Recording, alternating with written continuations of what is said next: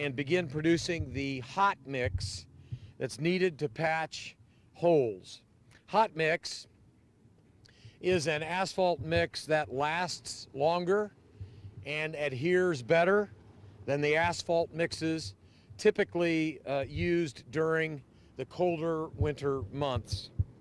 DPW is conducting a repair blitz from today through Friday with up to 20 DPW crews and 3 additional contracted crews out each day that they can go out.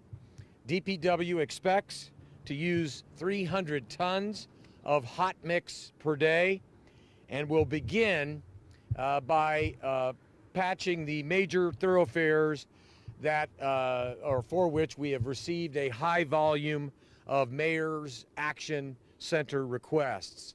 Now, these high volume roadways include Keystone, College, Michigan Road, 10th Street, Raymond, and 38th, which we'll be working on this afternoon.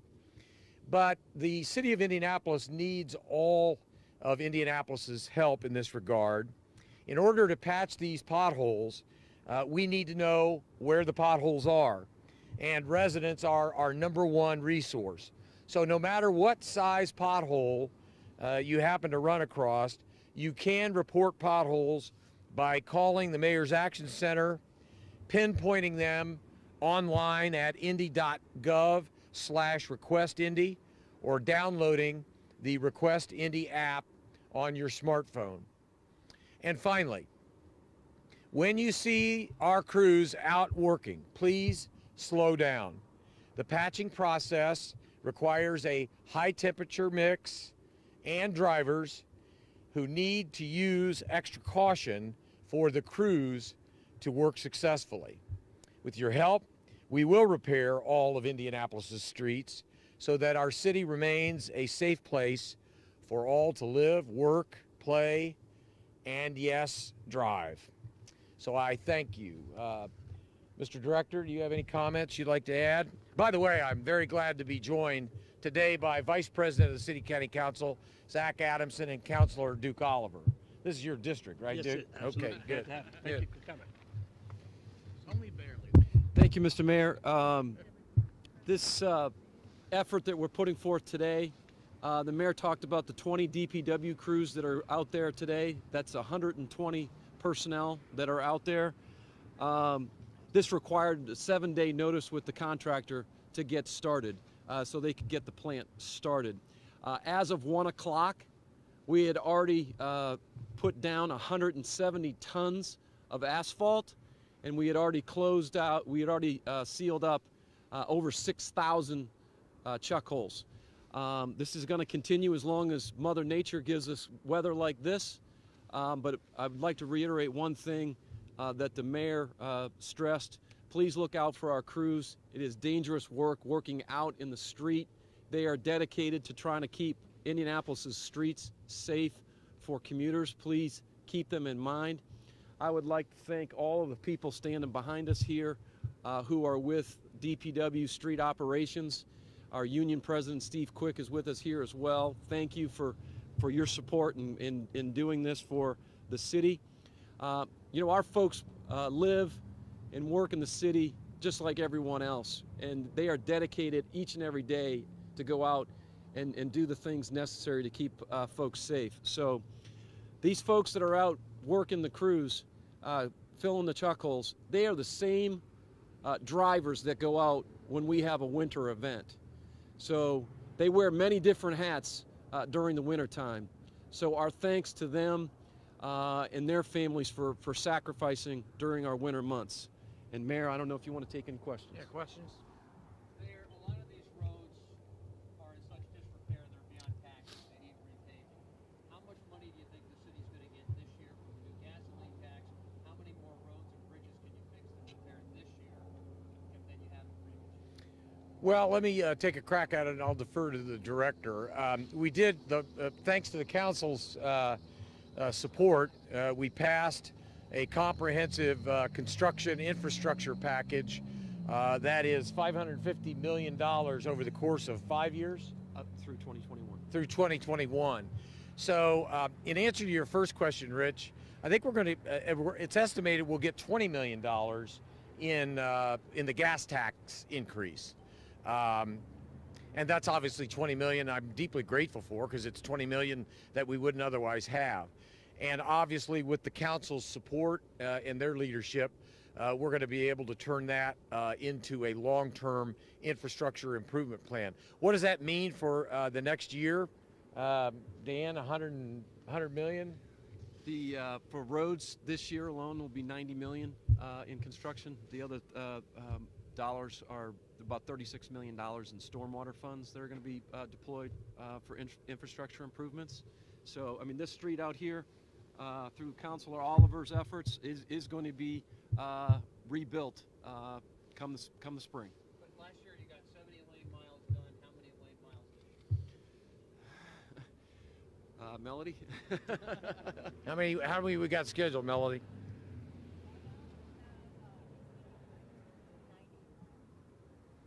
Exceeding 90 miles. Yeah, it's a common dilemma that our city faces. It's been estimated to me that if we truly had the money to really bring our roads, bridges, walkways, sidewalks, curbing back up to adequate standards throughout the entire 400 plus square miles of the county, you're talking about over $1 billion in infrastructure. Huh? 2 billion, $1 billion to 2 billion. I mean, it doesn't really matter. It's too much money for our budget, but I think a over $500 million investment between now and 2021 will help us keep the roadways as calm and as safe as we can keep them. Mayor, how important is it for residents to speak up when they see bad potholes? Yeah, as I said, Joanne, the truth is, every resident's eyes and ears are the best intelligence we have, and that's why I encourage them to contact the Mayor's Action Center or to otherwise let us know. And it doesn't need to be an overwhelming pothole, although we'll try to prioritize the gaping holes that exist in many of the roadways first. But we want to make sure that we have the ability to be aware of and patch every pothole. So their eyes and ears are our best intelligence. Mr. Mayor, Indianapolis, Indiana pays 2 times the local tax of Carmel, Indiana, and I drive in Carmel frequently. There's not an issue there. Recently, I got back from a 2,600-mile road trip to Denver, Colorado, and I drove only through cold weather states. The only place I encountered any road issues was St. Louis, but the rest of the drive was perfect. Now, I'd like to know, how is it that we have 475 more residents per square mile, that means taxpayers, than Carmel? Yet Carmel doesn't have this issue. Well, I guess the easiest answer I have is that Indianapolis, I believe it's correct, is the only major urban area in the country where the local income tax that every resident pays, that income tax goes to their county of residence and not to the county where the income is derived. In other words, if every local income taxpayer paid their local income taxes where the income is derived, that money would come to Marion County. That's not the way Indiana's tax system is structured. In fact, we have many thousands of individuals who derive their income every day right here in Marion County, but their local income taxes go back to the contiguous counties where they commute in from.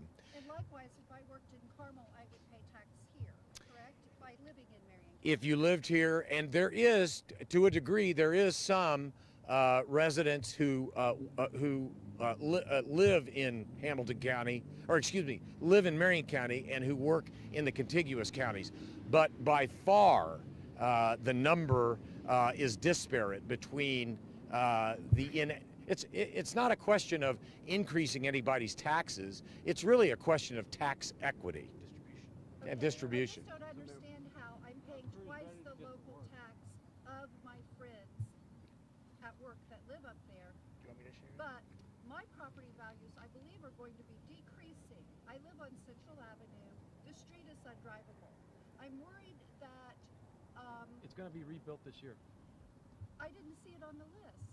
Central Avenue is going to be rebuilt this year from 38th to Westfield and from Fort Wayne to 25th. From 38th to Westfield, and then from Fort Wayne to 25th. That's correct. I didn't see it on the Department of Public Works site. Is it not uploaded It yet? is in the 2018 infrastructure plan. Mayor, we're going to need the crews. That's good news. That's good news. You mentioned that you contracted 3 different crews outside of Yeah. DPW. Are there any thoughts of maybe contracting more? Those are all those we can get. Yeah, that's the three that we've contracted with are the only three that were available right now. So, you know, if the budget would permit it, you know, we'd contract more, and we may very well do so if future events occur. Thank you all for coming, and let's get to work. So, All right, bro. if